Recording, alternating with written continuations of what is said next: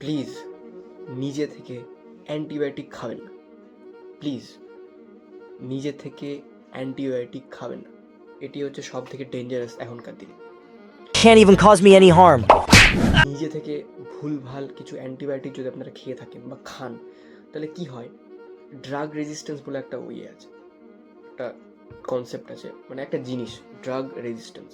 তো সেই drug resistance আপনারা হয়ে যাবে। এই ড্রাগ রেজিস্ট্যান্স জিনিসটা কি? এই ড্রাগ রেজিস্ট্যান্সটা হলো, ধরুন আপনি একটা অ্যান্টিবায়োটিক খেলেন, ওকে, এবার আপনার ডোজ ছিল 10 দিনের, তো আপনি সেটা 5 দিন খেলেন, খেয়ে আপনার বডি ফিট হয়ে গেল, আপনি বাকি 5 দিন আর খেলেন না, তো 5 দিন একটা ঘাটতি থেকে গেল, ওকে।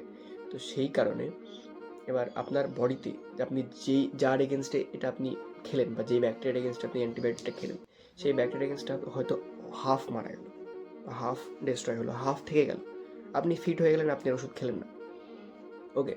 তো সেই কারণে কি হয়, আপনার বডিতে ড্রাগ রেজিস্ট্যান্স তৈরি হয়, পরবর্তীতে সেই ব্যাকটেরিয়াটা আবার আপনার বডিতে গ্রো করবে, ওকে। এবং আপনি যদি সেই অ্যান্টিবায়োটিকটা যদি আবার আপনি খান, তো সেই অ্যান্টিবায়োটিকটা ওই অর্গানিজমের বিরুদ্ধে আর কাজ করবে না।